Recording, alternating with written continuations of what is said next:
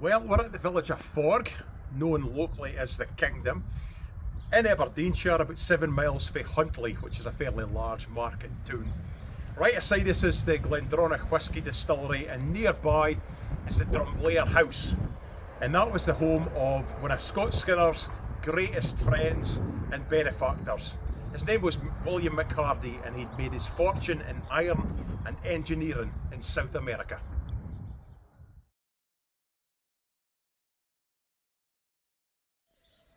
James was regularly getting the use of a cottage in the grounds of Drumblair house whenever he wanted it, and regularly enjoyed hospitality there. One night while he was in his bed, mulling over the generosity of his benefactor, a tune came into his head fully formed. This tune, born out of inspiration, would become what was known as the Laird of Drumblair, one of his finest and most recognisable strathspeys. Louping out of his bed and walking in his wife to help him, James frantically went in search of a bit of paper. She declared that he'd used the last of the lined musical paper for his last tune. So the search ensued. James was running the tune out of his head and humming it so it wouldn't get lost, worried that it would disappear into the ether. And eventually they managed to turn up a piece of soap paper, a scrap, to which he duly noted down the notes to the Laird of Drumblair.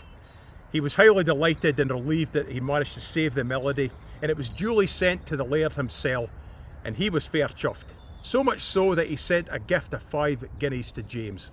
And for the remaining 15 years of his life, at every Christmas he would send James a gift of 5 guineas in thanks for the tune that he'd composed him, the Laird of Drumblair. So 3 tunes related to Skinner's time here at Drumblair House. The first, a slow air, nae sa wheel kid, it's Farewell to Drumblair. The only folk you really hear playing it is the Banchory Strathspey Rail Society, but it's a lovely tune. That's followed by arguably his best Kent tune, the Strathspey, the Laird of Drumblair. Easily his best Kent Strathspey for sure. And then finish with a tune called the Burn of Forg.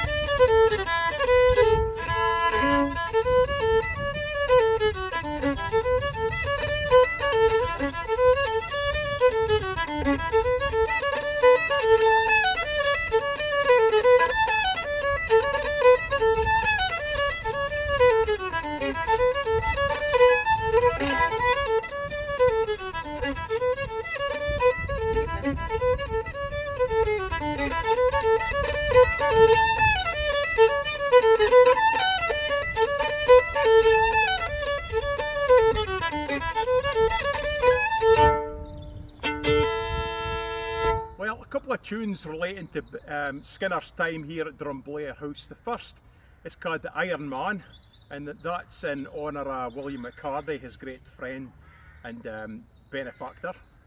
And then the second is a reel called The Bungalow, and that relates to the cottage that Skinner got rent free while he was biding here on the estate.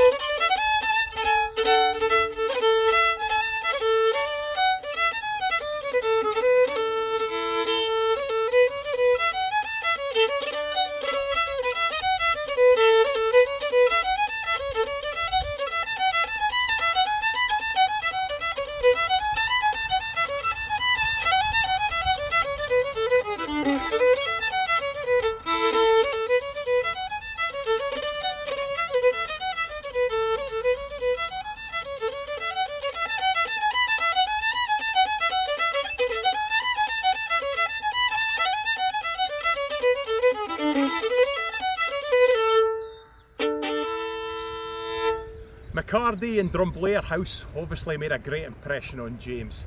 Not just the beautiful grounds here, but the friendship and generosity of spirit.